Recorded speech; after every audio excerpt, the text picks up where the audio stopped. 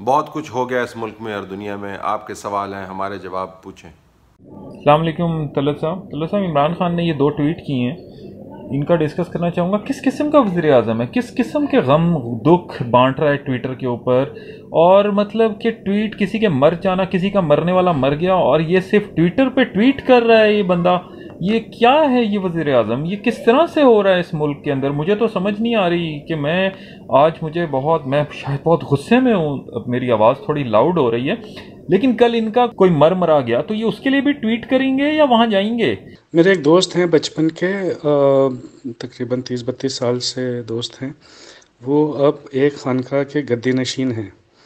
تو انہوں نے مجھے بتایا تھا کہ وہ کسی شمشان گھاٹ یا کسی ایسی جگہ نہیں جاتے جہاں بھٹکی ہوئی روحیں ہوتی ہیں۔ تو عمران خان صاحب جو کوئٹہ نہیں جا رہے ہیں، میری پریڈکشن یہ ہے کہ وہ اس وقت تک نہیں جائیں گے جب تک جو کوئٹہ میں جن لوگوں کے ساتھ یہ حادثہ ہوا ہے ان کی تدفین نہیں ہو جاتی۔ جب تدفین ہو جائے گی تو پھر آرام سے یہ چلے جائیں گے۔ تو اس کی وجہ، ان کے نہ جانے کی وجہ نہ سیکیورٹی کلیئرنس ہے، نہ ان کی مصروفیت ہے، بلکہ ان کی روحانیت ہے۔ روحانیت یا جسے یہ رونیت کہتے ہیں یا روحانیت کہتے ہیں، تو وہ ہے ان کی اصل وجہ۔ سر جی، یہ اتنا بڑا سانحہ ہو گیا ہے تو یہ لوگ وزیر اعظم کا انتظار کر رہے ہیں، تو میرا خیال ہے کہ یہ ابھی میت کے ساتھ بھی زیادتی کر رہے ہیں۔ یہ وزیر اعظم وہ نہیں ہے کہ بھائی جو آ جائے گا، جس نے آنا ہوتا تو آ جاتا، سمجھیے۔ یہ اگر چلا گیا کسی جنازے پہ یا کسی میت پہ تو اس کی تو وزیر اعظم شپ جاتی رہے گی۔ یہ لوگوں کو چاہیے کہ اپنے جنازوں کو خراب نہیں کریں، ان کو دفنا دیں۔ یہ نہیں آئے گا، یہ آئے گا بھی تو 40 دن کے بعد آئے گا، سمجھیے۔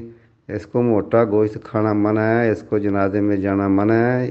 دیکھیں، آپ کا جو سوال ہے صرف ایک سوال نہیں ہے، میں آپ کو بتاؤں کہ تقریباً 40 سے 50% جو سوال آئے ہیں وہ اسی معاملے سے متعلق ہیں، جس کے اندر لوگ پوچھنا یہ چاہتے ہیں، جاننا یہ چاہتے ہیں کہ وزیر اعظم صاحب آخر کیوں کوئٹہ جانے سے کتراتے رہے ہیں اور کیوں اتنا زیادہ تعطل ہے۔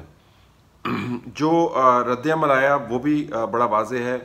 عمران خان صاحب کا خیال ہے کہ وہ ٹویٹر کے ذریعے اپنی ذمہ داری پوری کر سکتے ہیں، یہ ان کے ذہن میں بات بیٹھ گئی ہے، اور ان کا خیال ہے کہ وہ ٹویٹر کے ذریعے جب جواب دیتے ہیں تو وہ تمام پالیسی سازی کے جو یا سرکاری رد عمل کے جو لوازمات ہیں ان کو وہ پورا کر رہے ہوتے ہیں، اور اس سے زیادہ ان کو کچھ کرنے کی ضرورت نہیں ہے۔ تو ایک تو یہ اس کا بیک گراؤنڈ ہے کہ وہ ٹویٹر کے اوپر کیوں رسپونڈ کریں ایسی ٹریجڈی کے اوپر جس کے اوپر ان کو ذاتی طور پہ وہاں پہ جانا چاہیے تھا، یہ جانتے ہوئے کہ انہوں نے پچھلی مرتبہ دوسرے صدور اور وزراء اعظم کے لیے اور حکومتوں کے لیے کیا معیار خود سے سیٹ کیا تھا، اس معیار کے اوپر وہ خود پورا نہیں اترتے۔ اور یہ کوئی خیر پہلی بات نہیں ہے، ان کا معیار دوسروں کے لیے مکمل طور پر مختلف ہے۔ ان کا خیال ہے کہ ان کے اوپر وہ معیار لاگو نہیں ہوتا، ان کے اوپر کوئی معیار بھی لاگو نہیں ہوتا کیونکہ وہ عمران خان ہے۔ تو یہ ایک ان کا ایک تصور زندگی ہے جس کا حقیقت سے کوئی تعلق نہیں، لیکن فی الحال اور ابھی تک ان کو اس میں کافی کامیابی ہوئی ہے، یہ اپنے آپ کو پریٹینڈ کرتے ہوئے کہ میں نظام سے علیحدہ ہوں، میں اصول سے علیحدہ ہوں،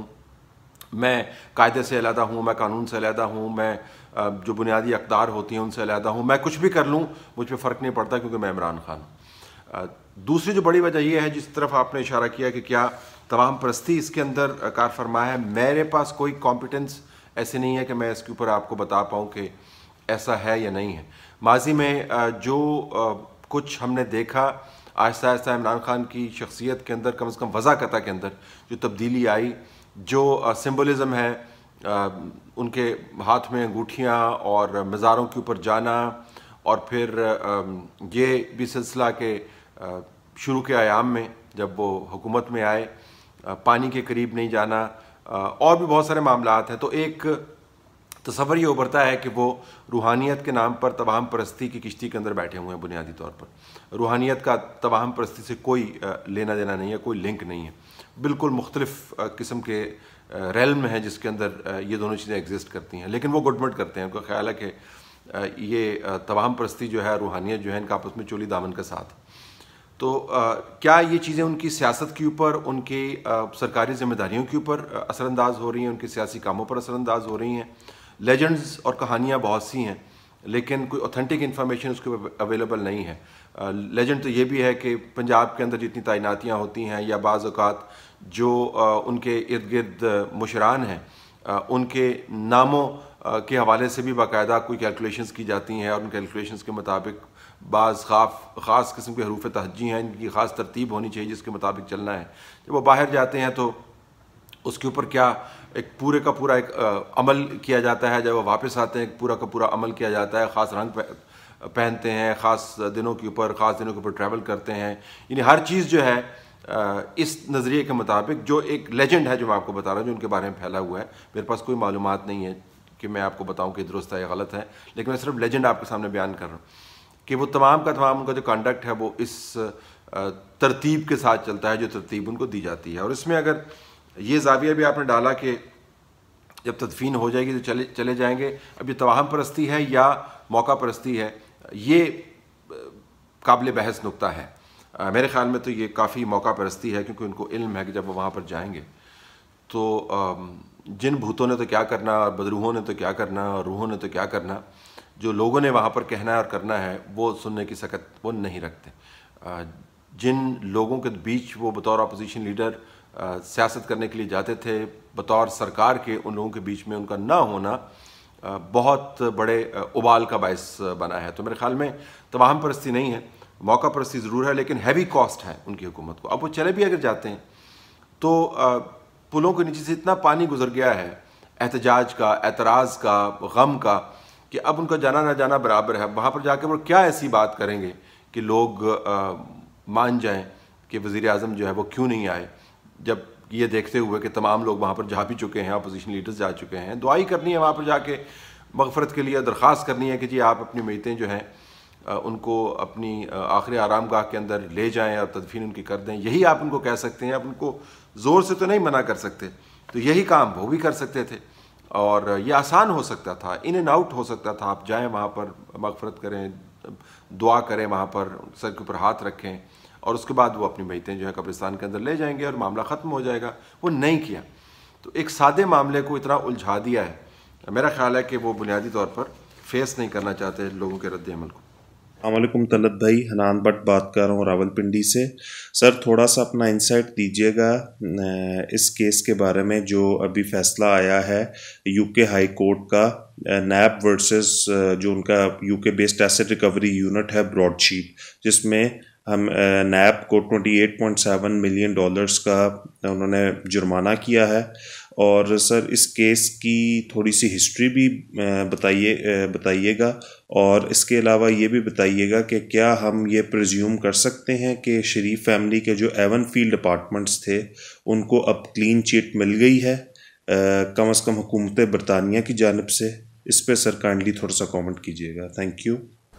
جی، براڈ شیٹ کا کیس یہ ہے کہ یہ ایک بین الاقوامی کمپنی ہے جس کا مقصد بتایا جاتا ہے کہ وہ جو چھپے ہوئے بدعنوانی سے بنائے ہوئے اثاثے ہیں ان کو وہ ریکور کرتا ہے۔ جنرل پرویز مشرف کے دور کے اندر نواز شریف اور آصف علی زرداری کی خفیہ جائیدادوں کو ڈھونڈ نکالنے کے لیے ان سے معاہدہ کیا گیا تھا۔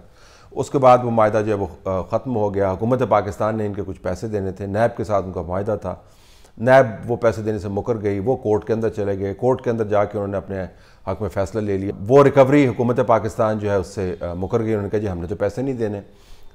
کورٹ نے کہا جی آپ نے لازمی پیسے دینے ہیں۔ جب یہ جج بشیر نے یہ فیصلہ دیا، متنازع فیصلہ کہ نواز شریف کی جو پراپرٹیز ہیں اس کو اٹیچ کر لیا جائے، تو جو کمپنی تھی اس نے اس موقع سے فائدہ اٹھانے کی کوشش کی، اور کچھ خبریں یہ ہے کہ حکومت پاکستان نے ان کو انکریج بھی کیا کہ آپ یہ کام کیوں نہیں کر لیتے ہیں، ہم نے تو آپ کے پیسے دینے نہیں ہیں کیونکہ ہمیں بڑی شرمندگی کا سامنا ہوگا، تو ہم نے نواز شریف کے جو ایون فیلڈ کے فلیٹس ہیں ان کو اٹیچ کرنے کا حکم لے لیا جج بشیر سے۔ تو آپ اس طرح کریں کہ یہ جو فلیٹس ہیں یہ آپ حکومت پاکستان کے حوالے سے آپ کلیم کر سکتے ہیں کہ یہ پاکستانیوں کی پراپرٹی ہے اور ہم اس کو اٹیچ کر رہے ہیں، یعنی آپ ان فلیٹس کو لے لیں اور ہمارا اور آپ کا معاملہ جو ہے وہ درست ہو جائے گا، اور ون ون سچویشن ہے۔ ہم یہ کہہ پائیں گے دیکھیں جی کرپشن کا پیسہ تھا وہ ادھر سیٹل ہو گیا اور ہمیں پیسے نہیں دینے پڑیں گے۔ اس کمپنی نے چاہے اس انسٹیگیشن کے اوپر یا چاہے کسی اور وجہ سے اس نے یہ کلیم عدالت کے اندر داخل کر دیا کہ چونکہ حکومت پاکستان نے ہمیں اپنے پیسے دینے سے انکار کر دیا ہے، لہٰذا یہ جو پراپرٹیز ہیں یہاں پر ایون فیلڈ یہ ہمیں اٹیچ کرنے کا جو ہے وہ حق دیا جائے۔ جج نے اس دعوے کو خارج کر دیا اور اس نے کہا جی کہ یہ نہیں ہو سکتا، یہ معاملہ آپ کا اور حکومت پاکستان کا، اس کے اندر یہ فلیٹس کہاں سے آ گئے. تو جس کے اوپر اب پی ایم ایل این کا یہ کہنا ہے کہ ان کے فلیٹس کے بارے میں جو حکومت پاکستان کی طرف سے یہ دعوے کیے جاتے تھے کہ کرپشن کا پیسہ ہے، بدعنوانی کا پیسہ ہے وغیرہ وغیرہ، وہ سارے دعوے زائل ہو گئے ہیں. اب ہمارا جو ہائی کمیشن ہے جس کے اندر آپ کا اور میرا پیسہ پڑا ہوا ہے، ان لوگوں نے، اس کمپنی نے عدالت کے حکم کے ذریعے اس اکاؤنٹ سے پیسے جو ہیں وہ کلیم کر لیے ہیں، اور ایک خطیر رقم ہے جو وہاں سے نکالی گئی ہے. یہ وہ پرانی کی ہوئی حرکتیں ہیں جو نئی وارداتوں کے ساتھ مکس کر کے ہم نے کرنے کی کوشش کی تھی، جو ہمارے گلے میں پڑی ہیں. یہ پاکستانیوں کا پیسہ تھا جو ضائع کیا گیا. صبح کی بین الاقوامی طور پر علیحدہ ہوئی، اور آپ کو پتہ ہے اس کمپنی نے یہ بھی کہا تھا کہ پاکستان کی کرکٹ ٹیم جب وہاں پہ گئی ہے تو پی سی بی کو کہا تھا کہ پاکستان کی کرکٹ ٹیم اور ان کے جو اثاثے ہیں وہ چونکہ پاکستان کی ملکیت ہے، لہٰذا آپ نے ہمارے پیسے دینے ہیں، ہم نے اپنے کرکٹ ٹیم کے اثاثوں کی کرکی کر لینی ہے آپ کی. یہ انہوں نے تھریٹن کیا تھا. اس کے بعد باقاعدہ کورسپونڈنس ہوئی تھی. تو یہ وہ کام ہے جس کی قیمت ہمیں چکانی پڑتی ہے. جنرل پرویز مشرف آرام سے ایک جگہ پہ بیٹھے ہوئے ہیں، انہوں نے اس وقت جو کام کیے تھے، اب ان کی پیمنٹ جو ہے ٹیکس پیئر کو کرنی پڑ رہی، اب اس کی صبح کی پاکستان اور عوام کو اٹھانی پڑ رہی. اب وہ دعوے جو ہیں کھل کے سامنے آتے ہیں. تو ان معاملات جو آج ہم کر رہے ہیں یہ ایسے ہی ہمارے گلے پڑیں گے آنے والے دنوں. تو یہ سارا اس کا پس منظر ہے. حالات جو ہیں وہ تبدیل نہیں ہوتے، مؤخر ہو جاتے ہیں، نتائج مؤخر ہو جاتے ہیں. جنرل پرویز مشرف کے دور میں یہ بات تھی نہیں. یہ بتائیے گا کہ یہ جو پی ڈی ایم نے فیصلہ کیا ہے کہ یہ سارا جو ہے دھرنا جو ہے وہ پنڈی میں دیا جائے گا، جبکہ دھرنا دینا چاہیے تھا انہیں اسلام آباد میں، اس کی وجہ کیا ہے؟ جی آپ نے درست کہا، یہ جو فیصلہ تھا وہ تو اسلام آباد میں دھرنا دینا تھا، پنڈی میں دیا جائے گا. یہ کیوں ہوا؟ لوگوں کو لگتی ہے عجیب بات ہے، لیکن ظاہر ہے پنڈی کا سمبلزم جو ہے بہت زیادہ ہے. اسلام آباد کے اندر تو ایک سیاسی معاملہ ہے جس کو نپٹانا چاہتے ہیں. تو اگر پی ڈی ایم کی طرف سے یہ فیصلہ ہوا کہ ہم نے پیغام جو ہے وہ اسٹیبلشمنٹ کو دینا ہے تو اس کے لیے راول پنڈی جو ہے وہ زیادہ مناسب ان کی نظر میں لگتا ہے. اس کا فائدہ ہوگا یا نہیں ہوگا یہ ایک بات کی بحث ہے. جب دھرنے کے قریب ہم آئیں گے تو اس وقت یہ ہمیں بحث کرنی چاہیے کہ کون سی اسٹریٹجی جو ہے وہ زیادہ مؤثر ہے. لیکن یہ جو فی الحال جو فیصلہ ہے، اور یہ حتمی فیصلہ نہیں ہے کہ پنڈی میں ہم نے دھرنا دینا ہے. بعض تجاویز یہ بھی ہیں کہ اسلام آباد میں اگر آپ نے دھرنا دینا ہے تو آپ اپارا کے اندر دھرنا دیں. اس کی بھی ایک اپنی سمبلزم ہے. وہ اسٹیبلشمنٹ کو پیغام دینا چاہتے ہیں جی کہ اصل میں احتجاج جو ہے اور اعتراض جو ہے وہ اس معاملے پر ہے کہ اسٹیبلشمنٹ ایک ایسی حکومت کے پیچھے کھڑی ہے جس نے اپنی قدر وقت کھو دیا اور جو غیر مؤثر ہو گئی ہے، جس نے ملک کو، ان کا اپنا جو بیانیہ ہے، ملک کو ایک ایسی نہج پر لا کر کھڑا کیا کہ ہر طرف آپ کو خطرات ہی خطرات نظر آتے ہیں. تو اس وجہ سے اگر پیغام دینے کی بات ہے تو وہ پنڈی اور اپارا دھرنے کے پوائنٹ کے طور پر چوز کرنا چاہتے ہیں. دوسری طرف یہ ہے کہ اگر آپ نے حکومت وقت کے خلاف زور لگانا ہے تو ظاہر ہے پھر آپ کو ڈی چوک کی طرف جانا ہوگا اور وہاں پر جا کر آپ نے گھیراؤ کرنا ہوگا. یہ ابھی ساری باتیں جو ہے فی الحال ہوا کے اندر ہیں.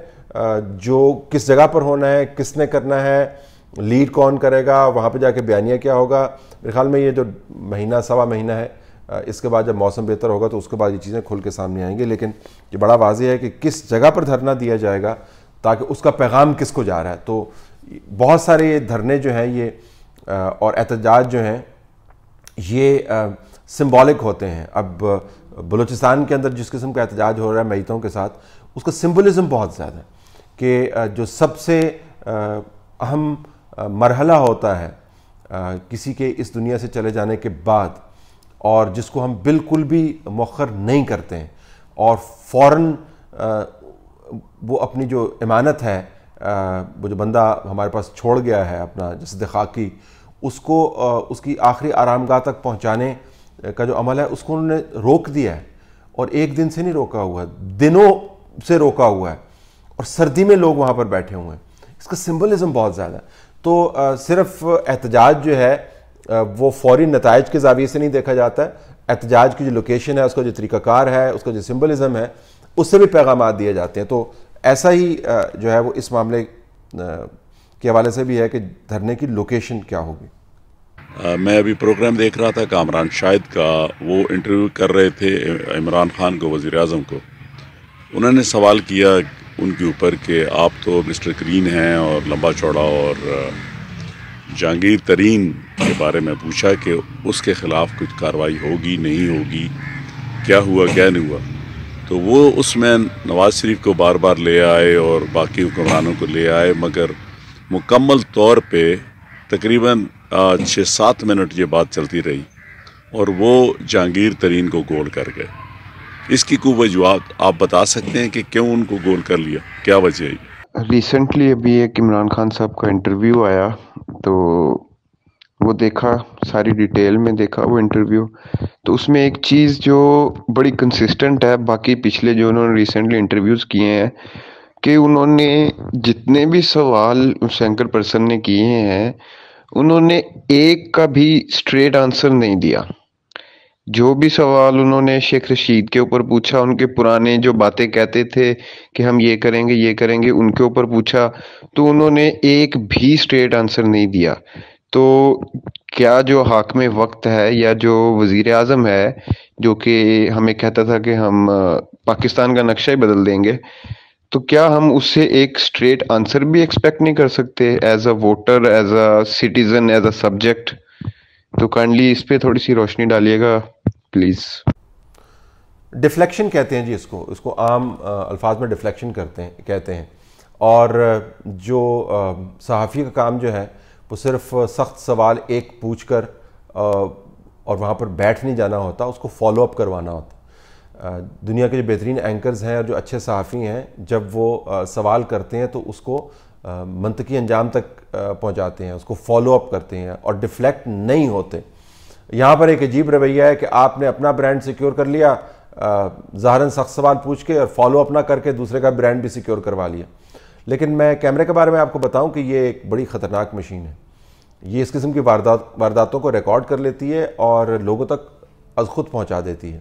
اور جو لوگ یہ سمجھتے ہیں کہ وہ کیمرے سے بڑے ہیں، جو لوگ یہ سمجھتے ہیں کہ وہ اپنے پروفیشن سے بڑے ہیں، جو لوگ یہ سمجھتے ہیں کہ جو اصول اور ضابطے اور قواعد جس سے تمام صحافت چلتی ہے اس سے بڑے ہیں، وہ اکثر منہ کی کھاتے ہیں. اور ہم نے دنیا بھر میں بھی دیکھا ہے، پاکستان کے اندر بھی دیکھا ہے، وقتی طور پر ایک ابال آتا ہے خام خواہ کی شہرت کے اندر، اور بعد میں وہ وبال بن جاتا ہے.